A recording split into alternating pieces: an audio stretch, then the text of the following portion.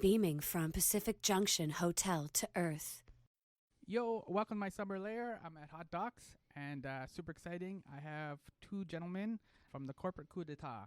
So introduce yourselves and what you did for the film. Well, I'm Fred Peabody. I directed the film, The Corporate Coup D'État, and my colleague, Jeff Cohen, was one of the executive producers. Jeff? Yeah, and I was a hands-on executive producer. I didn't just bring in the money, and then I think Fred sometimes might have thought I was too hands-on. Yeah. Not at all. I want to start off with the metaphor that you start the movie itself with, which is Camden, New Jersey. And I've been to Camden. I've been to Camden twice. Yeah. And you also gave a nice little shout out to Urban Promise as part of the thank you. And I know Bruce, Maine, and Pam in Urban Promise. So just for anybody who doesn't know or is not familiar with Camden, and I can understand why. Right. It's between New York and Philly and whatever. You're going to those places, not necessarily hanging out in Camden. Yep. Could you just give us a snapshot of Camden?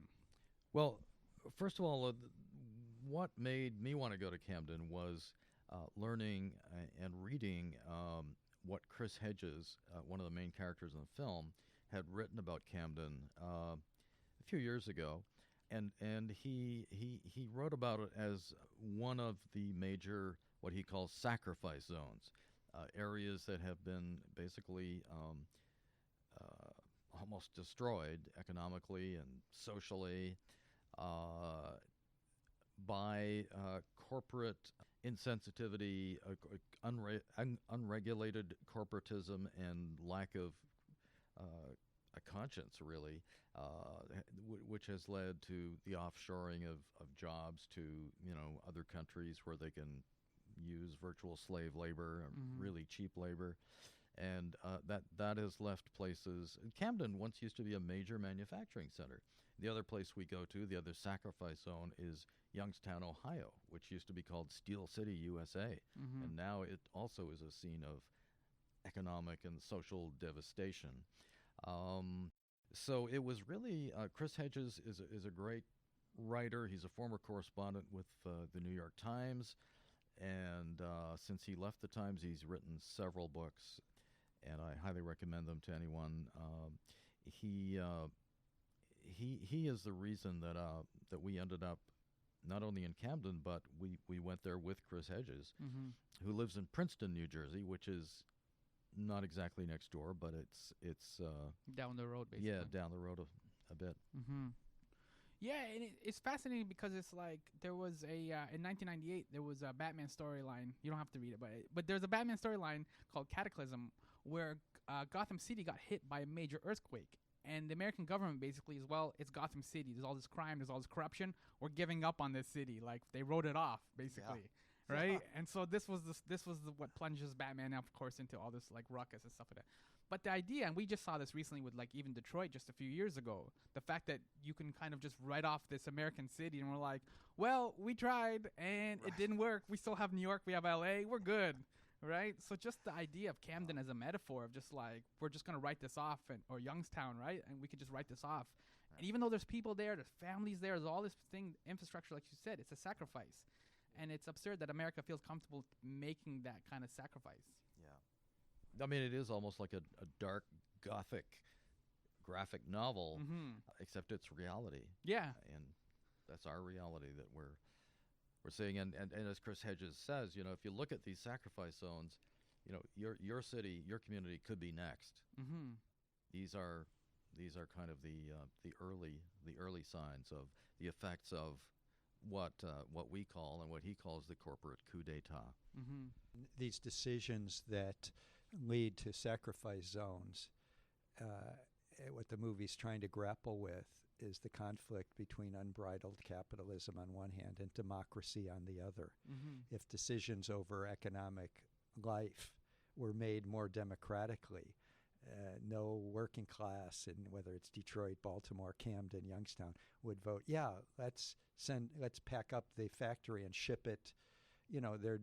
So the movie tries to grapple with how corporations have hijacked democracy, and it serves the 1%, and it hasn't been serving the multiracial working class, poor or middle class. But it's an absence of like the empathy and the humanity, right? Yeah. Like It's No almost doubt. like, you know what I mean? Like, do I want to have like pizza or Chinese for dinner or something, right? Yeah. It's like it's a cold decision. It's not. There's like, no doubt. But I mean, I see. You can look at the people. I grew up in Detroit, and I knew Michael Moore before that first movie. But it's about this. That first movie, Roger and Me, is about General Motors just taking its factories where it had built up a middle class, and factory workers could send their kids to college, and they just destroyed it all because they could go cheaper labor first in the U.S. South, which had no unions and the division of black and white workers. And then when that wasn't cheap enough for the corporate elites, they took it to the next country, Mexico, I mean, it is cold. I mean, capitalism is cold. I study law, and you study corporate law, and you're supposed to maximize profit. And if you don't, in each quarter, you can get a shareholder suit against you. That's your job as a corporation, is to maximize profit. There's no doubt it's cold. You just care about what the next quarter is. And it's been completely, in the U.S., is more unbridled, unregulated than almost in any advanced industrial country. And in our movie, we're trying to show this is what happens when democracy loses out to 1% cold, just cold. Who cares about these people? Let's move. We can get much cheaper labor in the American South, and then, hey, we can get 1/10 of that labor if we go to Mexico. And of course, we show in the movie, both the Democratic and Republican Party elites presided over it, and Bill Clinton pushed NAFTA, and we've had deregulated Wall Street. Mass incarceration was a result of Democrats and Republicans getting together behind the 1994 crime bill. We see the impact of on society today of decisions made by government on behalf of the 1% and against the 99. Yeah. Is this in any way sort of a sequel to your previous film, Fred, All Governments Lie? Because that was the basic premise of that one was that you wanted like adversarial journalism. You wanted media to be on top of things like this. So when these decisions are being made, we're a better informed republic, basically. And so is this kind of a sequel in some sort of way? Yeah, and kind of an expansion of the theme. And Jeff worked on All Governments Lie as well. And All Governments Lie is a famous quote by a legendary, the late great independent journalist I.F. Stone. And all through the 50s and 60s, he published a little 4-page newsletter called I.F. Stone's Weekly, long before you could, have a blog and no internet. So how do you reach people? And, you could subscribe to I.F. Stone's Weekly for $5 a year when he started it. And he was still doing it when I was a teenage would-be investigative journalist and just starting to, think about trying to work for the CBC, which I ended up doing. I was subscribing to I.F. Stone's Weekly, and Jeff was reading it back then too. So All Governments Lie is a quote by I.F. Stone that is well known to young journalists today who want to have a career in independent, non-corporate, non-mainstream journalism. So that film was about contrasting what independent journalists like I.F. Stone and those following in his footsteps, what they're doing contrasted with what the corporate mainstream media are doing. And it's like night and day, and particularly when it comes to exposing government deception, particularly in the run-up to a war or an invasion. That's where the mainstream corporate media really show their colors and become cheerleaders. And that happened, in the run-up to when Lyndon Johnson was ramping up the war in Vietnam with this fake Gulf of Tonkin incident, which was, a trumped-up kind of, no pun intended. You can't really use the word trumped up anymore. No, I know. Without making it sound like you're talking about something else. Yeah. But, so... And the same thing happened in the run-up to the invasion of Iraq, where the corporate mainstream media also just very uncritical. And so that's what that film was about. And the Corporate Coup D'État kind of expands the picture to show how even more all-pervasive is the control of corporate power, corporate elites. The new movie Corporate Coup D'État almost has a direct connection to the movie about the media, All Governments Lie, when we talk about Mussolini, and who sort of invented corporatism and imposed it on the people of Italy through force and violence and jailings. And we talk about in this new movie how in our country corporatism isn't enforced by violence, state violence, except people of color, protesters, but it's done by media propaganda and turning everything into a soap opera and a spectacle. And Donald Trump is a guy who came to power as a result of his mastery of the spectacle. So I think the two movies are really connected. Yeah, I noticed that. One of the people in both movies, Matt Taibbi, he has a book, came out in 2017, Insane Clown President. Yep. And there's a great line in it. I'm just going to read it out. And he says on page 100, America is now too dumb for TV news. It's our fault. We in the media have spent decades turning the news into a consumer business that's basically indistinguishable from selling cheeseburgers or video games. You want bigger margins, you just cram the product full of more fat and sugar and violence and wait for the obese, overstimulated customer to come waddling forth. So, based on your documentary, the new one now, Corporate, is Donald Trump then the heart attack that'll force us to change our media diet? Run that by me again, that question. Based on what you're saying, is Donald Trump's the culmination, in your documentary, you're basically Yep. saying that Donald Trump's the culmination of all these decades of Bill Clinton and Obama and all these different people along the way. So if you have a heart attack, usually the doctor says to you, you have to change your diet, you have to exercise more, you have to cut back on cheeseburgers. Right. Is Trump going to be, you think, the heart attack then that'll help us to change our diet and help us to kind of then like eat more broccoli or like get some independent journalism or something like that? Definitely we need more moral fiber in our diet. Yeah. I think that we basically show that in the corporate coup d'etat that Donald Trump is the logical result of decades of betrayal of working class interests and the interest of helping the most vulnerable, the betrayal of that by both established political parties in the United States, the Democrats and the Republicans. And Donald Trump won because he was really running against both parties. And particularly people in the Rust Belt area that we visit. We go to Youngstown, Ohio, which used to be called Steel City, USA, and now it's just a scene of devastation and rust. People there had voted Democratic, all their lives, and their parents and their grandparents had also.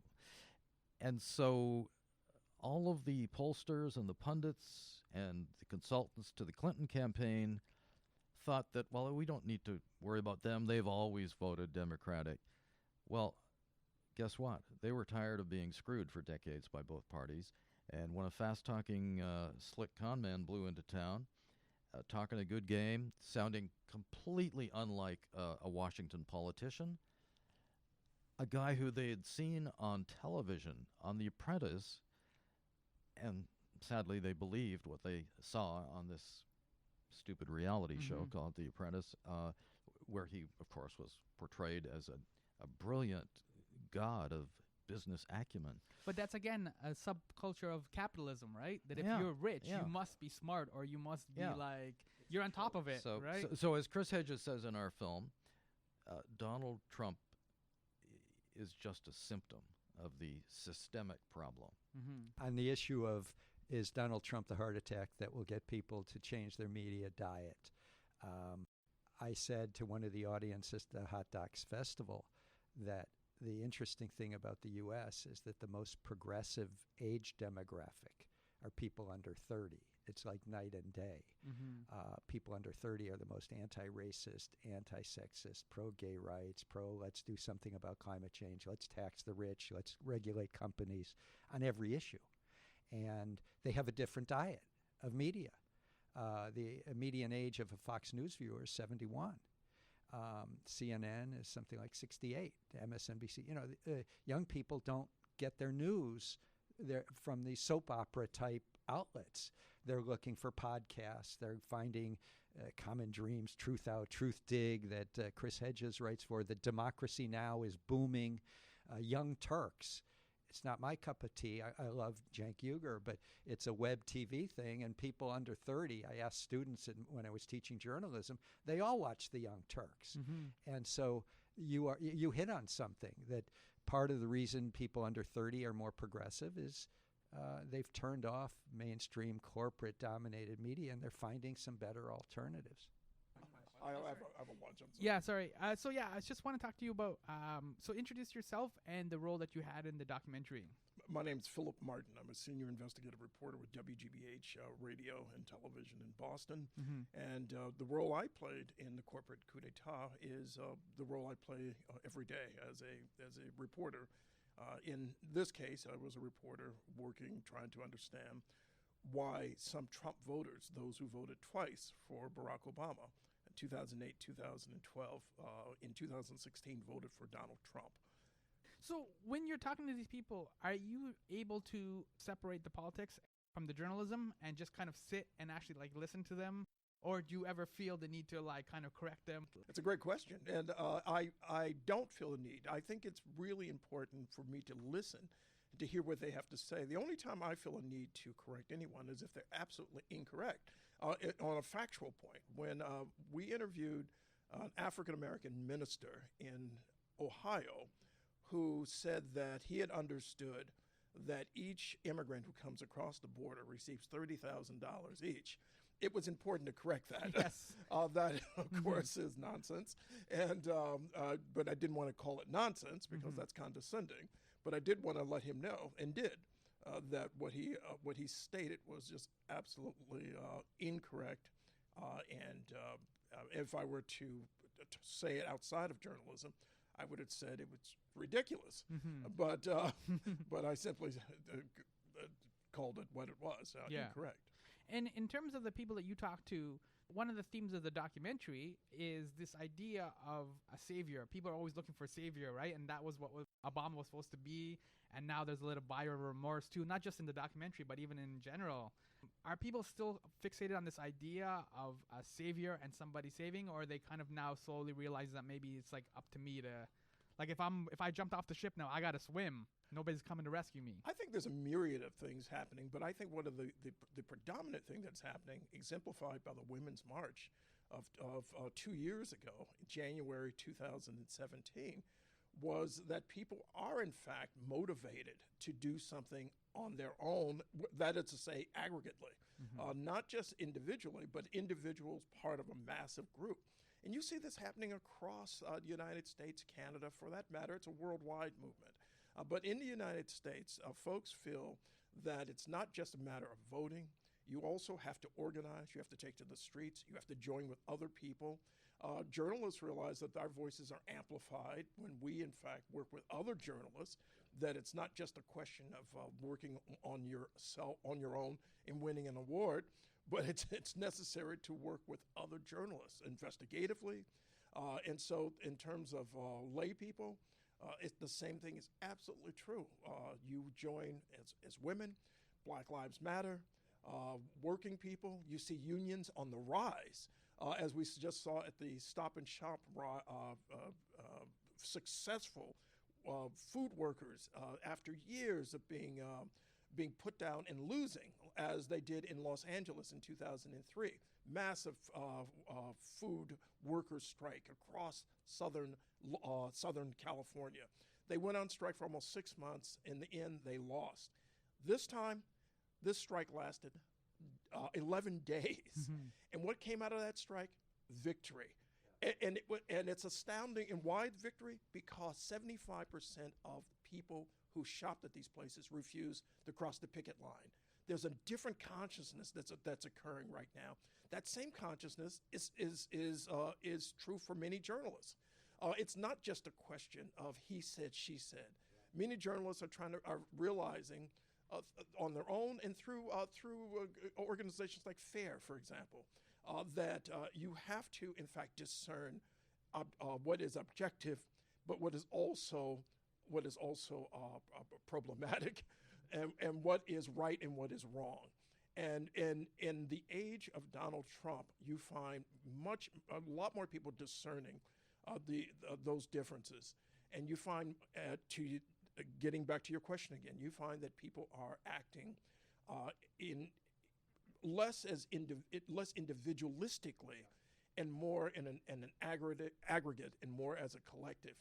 From journalism to Stop and Shop workers, to women, to black folk, to immigrants, you find a greater collective response to repression and creeping authoritarianism. And as a journalist and as a human being yourself, then how are you balancing hope as well? Because you just touched upon like covering things that are right, things that are wrong. But how are you balancing hope as well? Because that's also what people need, or some sort of metrics of hope. I like you, man. You ask good questions. Thank you. And I think the notion of hope, when you witness hope, you are more hopeful. And when I've seen a lot of hopeful people, even in the midst of this immigration quote unquote crisis, a crisis born of policy and politics, it's been exacerbated. The immigration situation at both borders, but particularly in the southern border, has been exacerbated by the policies of the current president. But it didn't start there.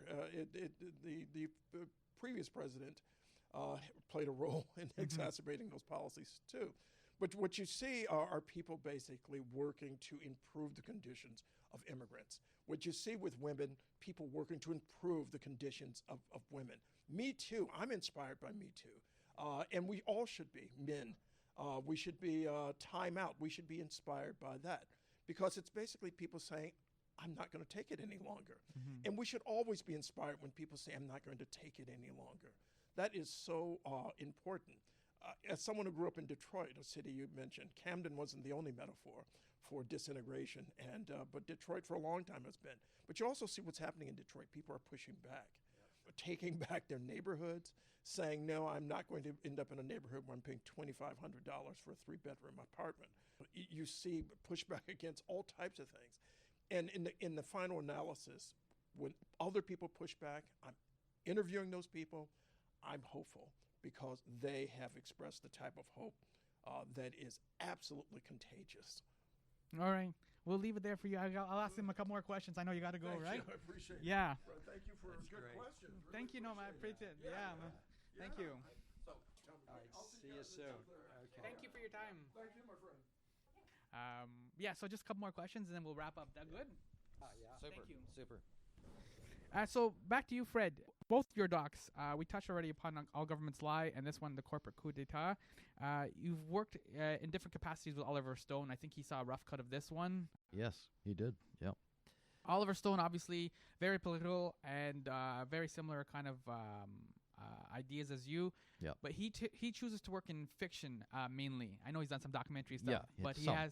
but he's mainly known as a fiction director. Is that something you would ever want to do and jump ship instead of doing the kind of just like a documentary where you have to be grounded in journalism? Because fiction, you get to write a happy ending.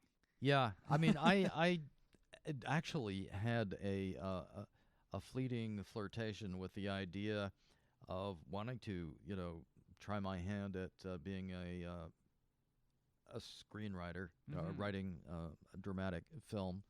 That's when I lived in L.A., which was a good place to be if you're going to do that kind of thing. But Go where the action is. Yeah, and where the industry is. I just found when I tried it, it's such a lonely, solitary experience. It's just you and your laptop. I prefer what I do. That's the screenwriting part. I mean, obviously, then the directing is a whole other story where you're running a small city just about. But anyway, I just got that out of my system. I tried writing a screenplay and gave up about halfway through it and just found I wasn't enjoying it. And what I like doing is, documentary filmmaking is a very collaborative process, as you can imagine. And I really like that. I like working with a team. And so I have no desire whatsoever to work in fictional film at this point. So for magic, it's all about distraction and illusion, right? What you should be paying attention to. Most people are not paying attention to the right hand, the one hand that's kind of like doing all the work. And they're trying to follow where the card went or the coin or whatever. In your documentary, Professor Cornel West, he talks about the struggles of democracy, how it's like you take 3 steps forward, then you take 2 steps back. Yeah. It's the same thing with just like there's a lot of distraction, there's a lot of illusion going on. Is there certain things that you think we should be paying attention to, or other kind of like writers or other filmmakers, or is there certain things that we should be paying attention to where the actual real magic is happening? Yeah, well, for me, the real magic is listening to wise people and reading what I consider wise people, and learning from the great thinkers who are, they're out there, they're writing books, and that really made me want to do a documentary that is not a typical documentary, although it does have what I call cinema verite in it. And when we visit the Rust Belt, when we visit Camden, you're seeing real kind of fly on the wall, what we call run and gun, this type stuff where you're not controlling the action and you don't know what's going to happen, but you're trying to capture a situation. And that's great. A lot of documentaries are just that. Our documentary was what I call a hybrid of cinema verite with what some people call an essay documentary, where you're basically sketching out a thesis, and you're maybe stating your thesis at the beginning of the film, or at least indicating it, and then you are giving examples that support your thesis, throughout the body of the film. Is that how the metaphors also kind of develop? Like, because you see so. a lot of actual things Yeah. literally crumbling and demolishing, and like as you kind of making points. So are you, as you interview Cornel West or Chris Hedges, as these conversations happen, then you're starting to see the metaphors and trying to figure out what it is that you want to actually visually show as part of the things just kind of bubble up to your consciousness, especially if you have a couple of espressos, and that's the documentary trick. The ideas just flow. Mm-hmm. Some famous writer said that about 200 or 300 years ago. That a couple of cups of coffee and the ideas just flow. But so yeah, the metaphors, they can't be forced. You can't sort of sit down and make a list of metaphors or anything. They just kind of evolve from the process, and also it helps to have a great editor who comes up with ideas. And we had James Yates, who's I think he's about 27 years old. When I started working with him on All Governments Lie, he was 25, and he's a genius. And so that it's again proves that it's a collaborative process. And Jeff wants to weigh in. Just continuing on what Fred's saying, one of the most creative sequences, it's just beautiful, it's artistic, is the sequence where Chris Hedges has described how Camden was once this bustling industrial city with big, important companies. And Campbell Soup. Yeah, so he mentions RCA Victor. It's where Caruso recorded. And then you hear Caruso start singing. And as he's singing this passionate opera, you watch the demolition of the RCA Victor factory and the demolition of the Campbell Soup factory. To me, it's a sequence of real cinematic genius. Well, and I'm an opera fan, and my daughter is an opera singer, so I was thrilled that I was able to work opera into this documentary, and it didn't seem forced at all. Yeah. It fit exactly what Chris Hedges was referring to, and to hear the great Caruso singing the most famous aria from Pagliacci, which is tragic and emotional. I mean, it really suited the scene of this destruction where you're seeing the Campbell Soup building being blown up, imploded by a professional imploding company, I guess, and then you see the other factories being blown up. It's powerful. So I want to close on this one. The documentary ends with the idea of Chris Hedges mentions doing a lot of reading, kind of getting back, and we've already touched upon that. But he and both Cornel West kind of touch upon this idea of doing really small gestures and regaining our humanity and kindness. And small gestures almost seems kind of to especially contrasting to the big moves that the elites are doing and the corporatization and everything like that. And you feel that those small gestures, that regaining of that humanity, will be enough to kind of be a pebble and that will be able to start an avalanche? I wouldn't say it will be enough, but sometimes you need something to give you hope to go on and fight the struggle.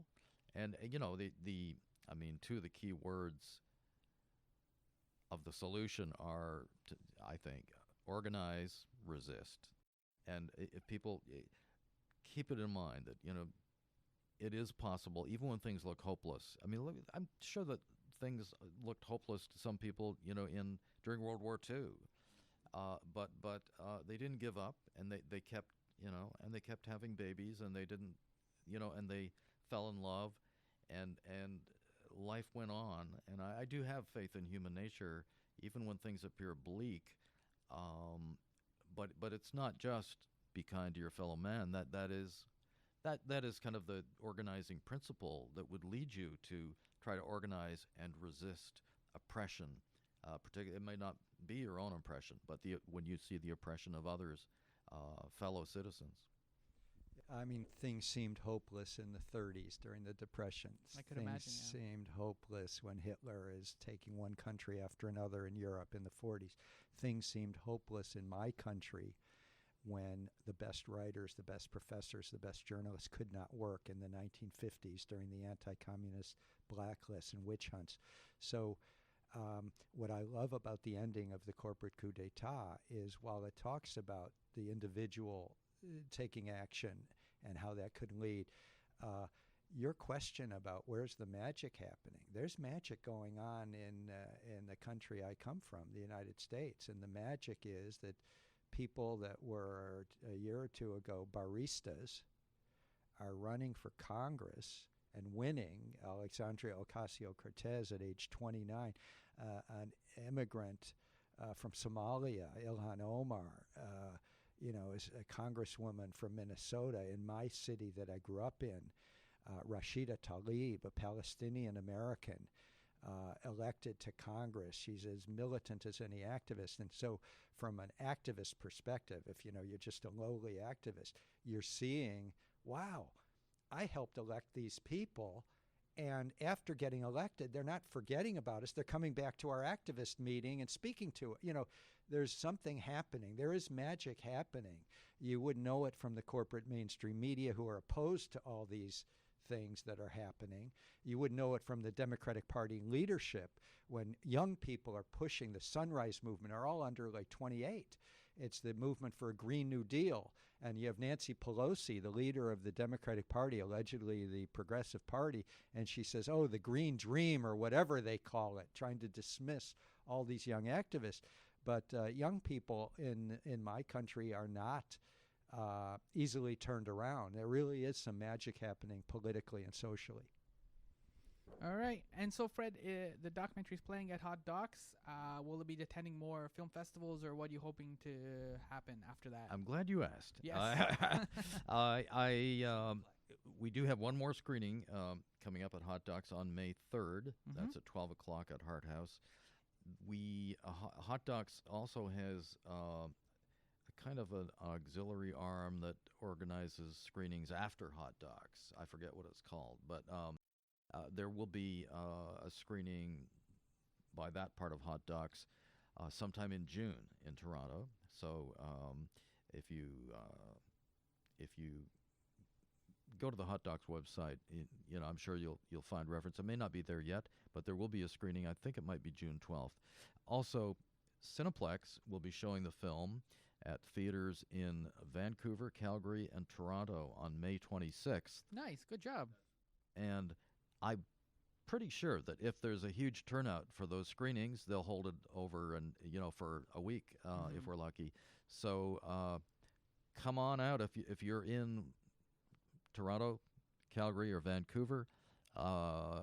Check which Cineplex the Corporate Coup D'État is playing at, and for sure, you guys did a really great job. I'm not. Thank you so much. There's a lot of really cool points, and as we mentioned, Chris Hedges is in it. Matt Taibbi is in it. Another solid writer as well. John Ralston Saul. John Ralston Saul. Represent there. Get some Canadian in there. Maud Barlow. Yeah. Maud Barlow, great Canadian activist who certainly, I think she was the founding director of the Council of Canadians. She's great. Just great analysis, really sharp in the film. And by the way, our aim is to get this to college campuses eventually and have screenings. The film is also going to air on Super Channel in Canada, which is a pay channel, movie channel, but I'm not sure when they're going to run it. Probably not for a few months. And down the road, it'll undoubtedly be on iTunes for rent or purchase. So you will get your chance to see it one way or another, and we are going to do everything we can to get it out there, including getting it on an American network, possibly a movie channel down there. Thanks, gentlemen, for your time. And thanks for hanging out at Hot Docs. I know it's a busy time, so I appreciate you making some time. Thank you. Thanks a lot. Enjoyed it. Yo, that was fresh. My name is Sammy Younan. This has been My Summer Lair. You can follow me on all the social medias.